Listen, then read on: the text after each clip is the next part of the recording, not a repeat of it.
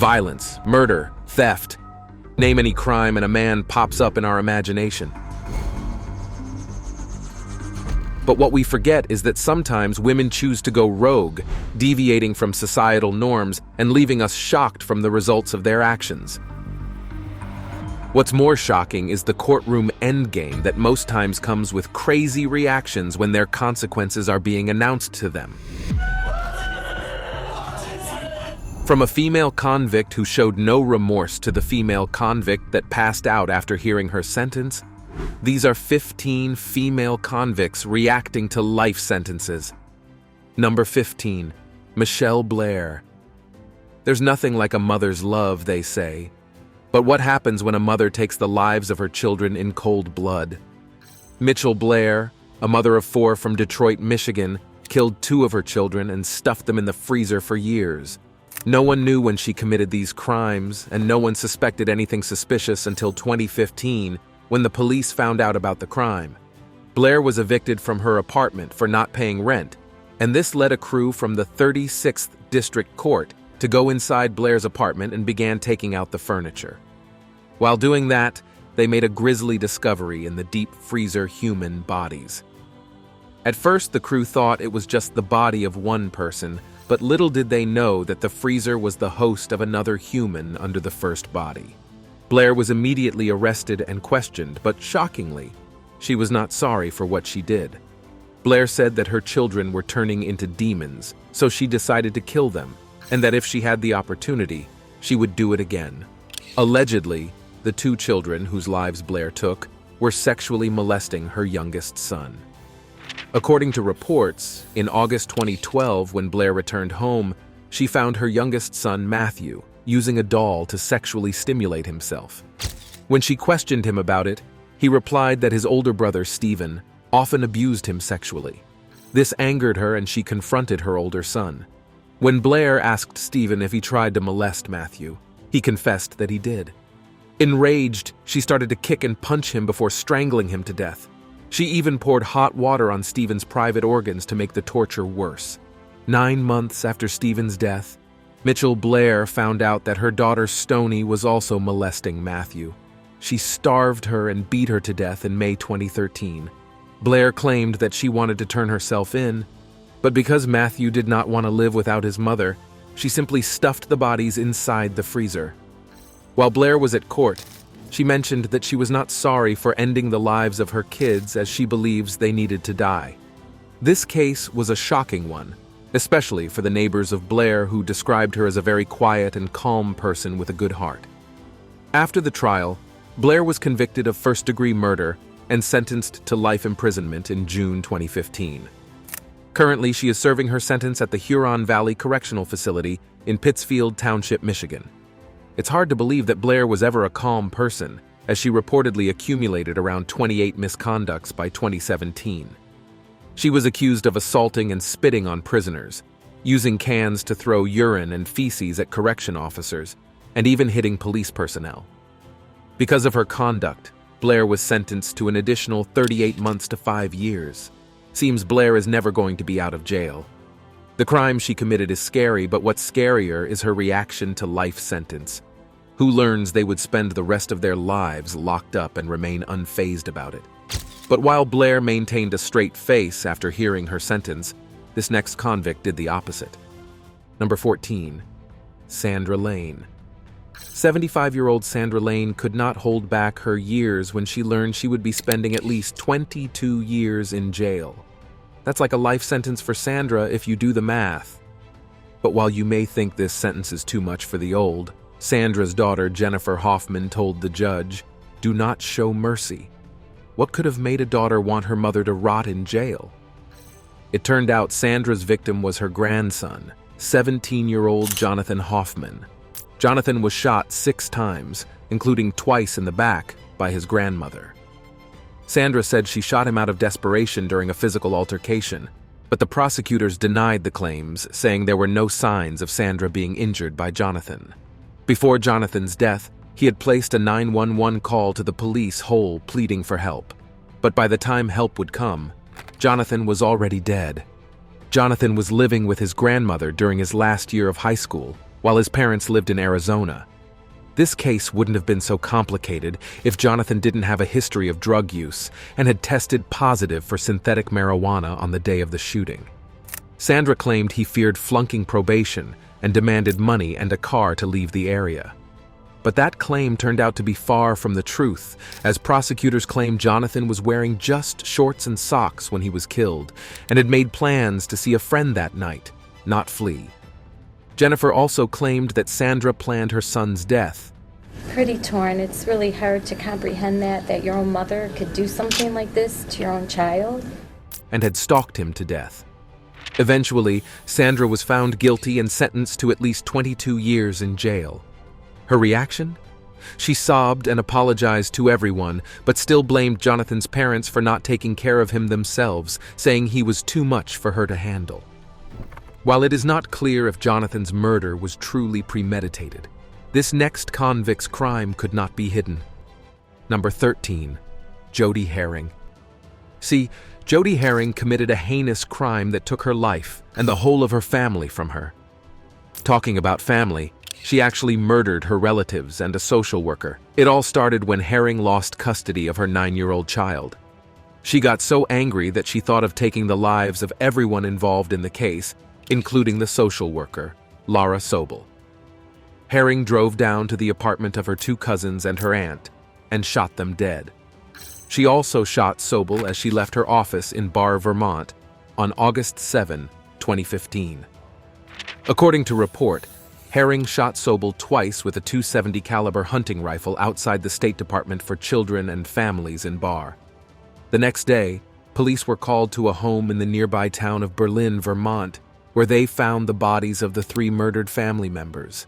Looking at Herring, you may find it difficult to believe that she was capable of these crimes until she confessed to the crimes. She pleaded guilty to 1 count of first-degree murder and 3 counts of second-degree murder. But what's really disturbing about this case is Herring's reaction since her arrest. According to police, Herring laughed and made small talk with police when she was arrested. And when she was questioned, she said she had suffered from significant mental health disease throughout her life, but is no longer suffering. The judge who admitted he had compassion for Herring later read her sentence. She had made a decision, and she says it later, if I have to go to jail for the rest of my life. And mentioned she had to be sentenced to life without the possibility of parole for safety reasons. Apparently, Herring couldn't have the custody she so much wanted, and the rest of the family couldn't look at her the same way anymore, including Naomi Herring, the niece and granddaughter of Jodi Herring's first 3 victims. Naomi said she disowned Jodi and no longer considers her a relative. Ouch! That must have hurt as an emotional Jodi Herring watched. Number 12. Roxana Sosi. Born in Poland and severely abused as a child, 15-year-old Roxana Sosi turned to the internet as a way to escape the loneliness, aggression, and night terrors she was experiencing. Soon, she met Michael Rivera on Facebook. Michael complimented Roxana so much, and so it was easy for him to get into her head. He understood her, and when he lured her to meet him at a local library, their virtual romance became reality. But Michael was 24 years old at the time, so being intimate with a teenager like Roxana was dangerous.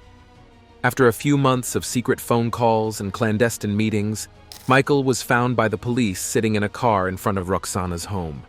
When Roxana's parents became aware that their daughter was being sexually molested and mentally manipulated by an adult male, they forbade them to see each other and limited Roxana's cell phone and internet use. But Michael would not listen. He continued to text Roxana even anonymously. Soon, the police caught Michael with Roxana twice, and after Roxana's mom learned of what happened, she filed charges against Michael. Knowing that he would be found guilty of criminal sexual conduct, Michael hatched a plan to further manipulate Roxana into thinking that her parents really didn't love her, and that if she killed her entire family, he could avoid jail and they could be together forever. On the night of October 17, 2014, Roxana attempted to carry out Michael's evil plan. Unfortunately, while Roxana was stabbing her younger brother, he screamed, and she was caught in the act. Roxana was handed to the police, and she was tried as an adult. She cried her eyes out as she was sentenced to 10 to 20 years behind bars. I promise that I will get better, no matter what happens. For conspiring to kill her entire family with her adult boyfriend. In the end, both Michael and Roxana wouldn't be able to stay together forever, even though they are both serving time in jail. While Roxana would be having a second chance after many years, this next convict would spend all of her remaining years in jail, and she didn't have a reaction about it. Number 11, Elizabeth Escalona. Elizabeth Escalona was sentenced to 99 years in prison for beating her 2-year-old daughter into a coma and gluing her hands to a wall. Nothing is as ridiculous as the reason she did this. You can't even guess right. It was all because of potty training problems, and Escalona was not feeling bad about it. She pleaded guilty in July to a felony count of injuring a child and admitted to abusing her daughter, Jocelyn Cedillo, saying, "Only a monster does that." But she rejected a plea bargain that called for a 45-year sentence and instead asked the judge for a second chance. According to reports, she kicked Jocelyn in the stomach, beat her with a milk jug, and then superglued her hands to an apartment wall. A doctor testified that Jocelyn suffered bleeding in her brain, which put her in a coma for a couple of days, a broken rib, multiple bruises and bite marks, and skin torn from her hands from being stuck to the wall. What the authorities believe is that Escalona was a victim of domestic abuse and of sexual abuse as a child, which is the reason she treated her child that way. As her sentence was being read, she had no visible reaction to the verdict. It was only her family members who wailed and wept with their heads in their laps. Now what do we say about this? A mental issue or pure wickedness? Number 10, Jennifer Mee. You may know Jennifer Mee. And if you can't remember, let's refresh your memory. Back in 2007, when Mee was 15 years old, she gained international fame when she developed a case of uncontrollable hiccups. Throat pains, back pains. It's unbelievable. She appeared on television shows all over the United States hoping to find a cure, as she claimed to be hiccuping 50 times a minute. That's not something you see everywhere, so she was the hot cake at the time as national media competed to book her for morning shows. Mee continued to get media attention even after her hiccups stopped until she ran from home in June 2007. And again, Mee's face was all over the newspapers. But presently she's making this list for something very unpleasant. In 2010, she met up with a 22-year-old man named Shannon Griffin, who she met online. She invited the man to a vacant home and connived with 2 of her male friends, Latin Rayford and Lamont Newton, to rob the man of $50. That's not all. For the fear of not getting reported, the boys shit the man and took his life. Mee, Rayford, and Newton all lived together and were arrested within hours of the crime. In 2013, Mee was found guilty of first-degree murder and sentenced to life in prison without parole. Her co-defendants, Laren Rayford and Lamont Newton, were also convicted of first-degree felony murder and sentenced to life in prison. But Mee never expected to be sentenced to life in prison because she didn't pull the trigger. She cried so much as her sentence was being read. If you think Jennifer Mee wasted her life for something so unnecessary, you should watch this next case. Number 9. Shelby Isaac. 19-year-old Shelby Isaac is currently spending 30 years of her life in jail, all because of hair extension. Yeah, you heard right. It all started when she bought a hair weave from Tate & Thomas, a couple who run the store where she bought the product. For an unknown reason, Shelby wanted a refund for the baby product, and she set up a meeting with the couple to discuss that. But while she would have just gone for the meeting casually, she chose to go with a gun. As the meeting didn't go according to her plan, she pulled the trigger and took the lives of the couple, including an unborn child in Edwina Thomas's uterus. Shelby Isaac was found guilty on 2 counts of second-degree murder and was sentenced to 30 years in prison.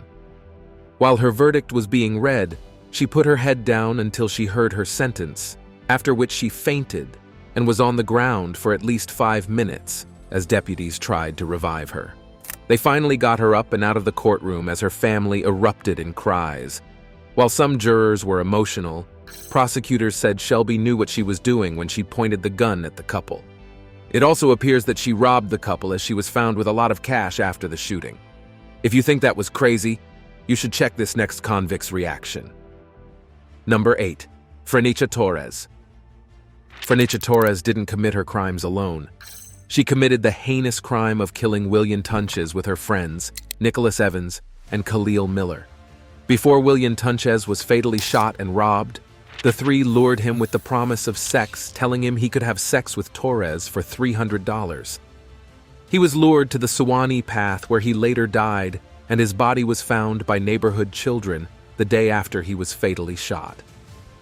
Tunches was asked to come to a wooded walking path in a Suwannee subdivision, and when he got there he was only welcomed by Evans, who pointed a gun at him while Miller hit him over the head with a stick. Tunches started wrestling for the gun, and the gun went off. Tunches was shot in the neck, while Evans, Miller, and Torres took the belongings Tunches had on him and fled, leaving Tunches bleeding on the path. Miller went back to the scene to take a look at the crime they had committed before the body was found. During questioning, the two boys claimed they belonged to the members of the Gangsta Disciples, but later claimed they were pretending. Miller and Evans are both charged with felony murder, aggravated assault, and armed robbery, while Torres is charged with felony murder and armed robbery. The three teens are also being held on armed robbery charges stemming from 3 other incidents in Suwannee. The case remained in court as more details surfaced. While more charges were being read, Torres opened her mouth in disbelief and shook her head in shock. Torres expected the judge to be lenient with her, as she didn't actively harm Tunches and only conspired against him. Number 7. Tatiana Fusari. You have heard about different convicts who had accomplices and friends, but Fusari's accomplice was her husband, and together they were found guilty of murdering their 2-year-old daughter, Mary Welch. For unknown reasons, Tatiana Fusari and her husband Seth Welch decided to starve and dehydrate the baby till she fell ill. When Mary was born, she weighed 8 pounds, but after the cruel treatment she got from her parents, she reduced to 6 pounds.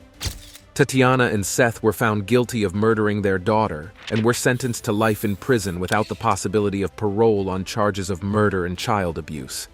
Initially, Fusari backed out of an earlier plea to second-degree murder that called for a minimum 25 years in prison. The authorities allowed her to withdraw the plea in 2020 after she brought up a duress defense, essentially claiming her husband beat and abused her.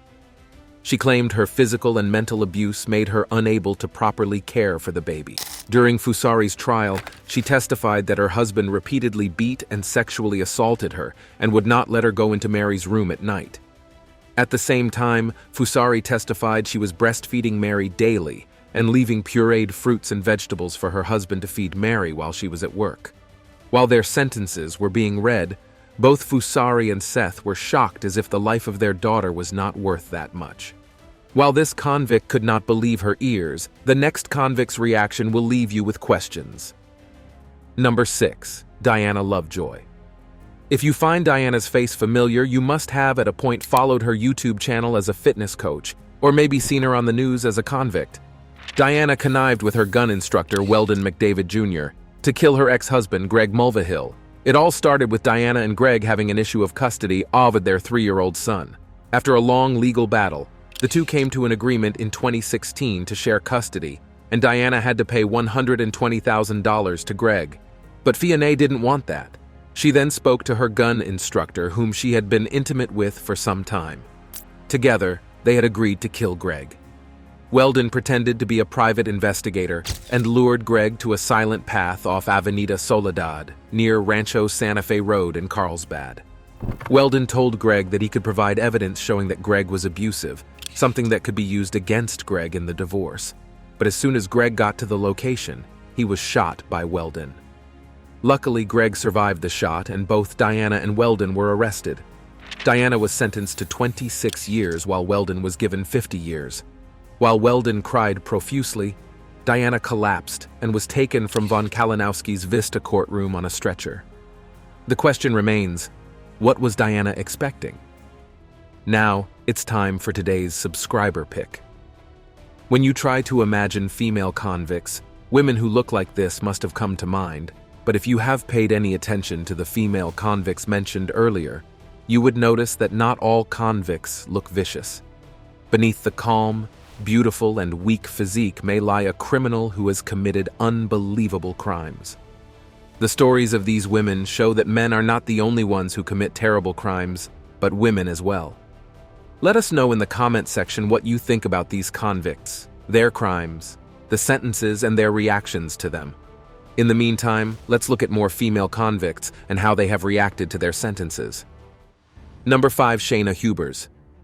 A jury recommended a life sentence for Shaina Hubers. What did she do? She was convicted of murder in a retrial of her ex-boyfriend's brutal death. Hubers was found guilty of murder for the second time during her trial, which means she did commit the crime. The recommendation of a life sentence comes over 5 years after she allegedly shot and killed her boyfriend, Ryan Carter Poston, after he apparently tried breaking up with her. Her first trial garnered national attention, but the jury could not reach a conclusion then. But before we talk about her verdict and reaction, let's look at what had led to the unfortunate incident. Poston, a 29-year-old lawyer, was found dead in his home in Highland Heights, Kentucky, which is northeast of Louisville, in October 2012. Hubers claimed Poston was abusive and that she shot him in self-defense, but did the jury believe her? No. During the second hearing, Hubers' attorney asked for a 20-year sentence, which is 20 years shorter than what she had received after the first trial. Disturbingly, Hubers was found bizarrely dancing in a video, which looks like she was celebrating hours after the shooting. Could it be that she was celebrating her freedom from abuse? While her attorney did all she could to save her, even though she knew Huber could not be saved, she was still found guilty after 5 hours of deliberation. She was sentenced to life imprisonment with the possibility of parole, and now she has to serve 17 years before she can be considered for parole in 2032. And while you would have expected Hubers to be remorseful, she kept on trying to defend herself. Number 4. Vonda Smith. It is normal for grandmothers to love their grandchildren so much, but Vonda Smith took things too far. She was mad at her pregnant ex-daughter-in-law, Morrison, over the custody of her 3-year-old grandson. In rage, she ended up causing Morrison's death. The jury found her guilty of 1 count of first-degree murder and 1 count of second-degree murder in the death of 21-year-old Jessie Nicole Morrison. She was sentenced Smith to life in prison on the first-degree murder count, while another date was set for the second-degree murder count. According to an autopsy, Morrison died of blunt force injuries. Smith didn't shed a single tear. Instead, she maintained a straight face throughout the reading of her verdict. Number 3. Sheila McFarland. While Vonda Smith walked away like nothing happened, Sheila accused the judge instead. Sheila was convicted in 2015 of murder for hire of an informant in a drug case against her and her boyfriend. And while on court, all she did was complicate the issue by accusing the judge that oversaw her trial of being racist. Sheila McFarland ignored repeated pleas from her lawyers to stay quiet and interrupted Common Pleas Judge Daniel Gall several times to dispute facts of her case, to call him a racist, and to say that she had people looking into her case. Gall told McFarland that she played the race card to avoid blame for her role in the killing. The judge stood up from his bench, unzipped his robe, and told McFarland that he wanted to impose a sentence that would resonate across the state of Ohio and across this country. He sentenced her to life in prison without any possibility of parole, the maximum sentence she faced. Gall also fined her $20,000 and refused to order a transcript of her trial until she wrote him an apology letter. The sentencing comes after a jury found McFarland guilty of aggravated murder, conspiracy, and a host of charges in the slaying of Robert Williams at Indian Hills Complex, a retirement village in Euclid. Prosecutors say McFarland's boyfriend, Eddie Brownlee, was the mastermind behind the plot to kill Williams, and that he and McFarland hired Ryan Motley, Raymond Motley, and Reiki Young to carry out the murder. Brownlee was convicted in an October jury trial, and Gall sentenced him to life without parole. Ryan Motley pleaded guilty to being the triggerman and recorded a statement played at Brownlee's trial. Co-defendants Reiki Young and Raymond Motley pleaded guilty to reduced charges before the trial started. Gall sentenced Ryan and Raymond Motley to 18 years to life in prison and Young to 13 years, but McFarland just didn't know how to be silent before and after her sentencing. Number 2. Andrea Cook. As for Andrea Cook, She did not cry, and even her mother didn't wail in the courtroom when she was sentenced to 11 years in prison in a pair of carjacking. Cook knew what was coming at her second hearing, unlike the first when her previous defense attorney had assured her she would not be going to prison, only to hear Circuit Judge Matt Foxman sentence her to 20 years behind bars. Besides the 11 years, Foxman ordered Cook to serve 20 years probation, which will run concurrent with her prison term. So she'll be serving probation even while locked up. Cook stood in an orange jail jumpsuit before the judge. When the judge asked her if she wanted to say something, she seemed to hesitate and remained silent for a few seconds before looking up at her attorney, Stephen Robinson. He leaned over and talked to her, placing an arm on her back. Then she spoke in a soft voice. Video of Cook's first sentencing went viral on social media in June, garnering millions of views. The video shows her mother wailing from the back of the courtroom, shocked at Cook's original 20-year sentence. Cook then broke down and had to be carried from the courtroom after apparently passing out. But this time, there was no need for all that drama. Number 1. Erica Mae Butt. Erica Mae Butts was not alone. She was with Shanita Latrice Cunningham. Both of them each received a life sentence from a Charleston judge 2 years after 3-year-old Serenity Richardson died while in their care. They beat the little girl repeatedly with a belt, and with plastic coat hangers, and the outlines of the strikes could be seen on this child's body. There is not one area of this child's body that was unharmed except for the soles of her feet. Serenity was visiting Butts, her godmother and her mother's best friend, and Cunningham, who was Butts's lover, for 2 weeks at their home in Summerville, South Carolina when the abuse took place. The explanation they gave for the beatings was that Serenity had a potty accident and that they killed her by mistake. When Serenity became unresponsive on November 3, 2009, they put bleach under her nose and they put ice on her to try to revive her. Butts then called her own mother, who called 911. When medics arrived, the child had been dead for some time. The two of them wailed, and one fainted as she was revived by the officers. Thank you for watching. See you in the next video.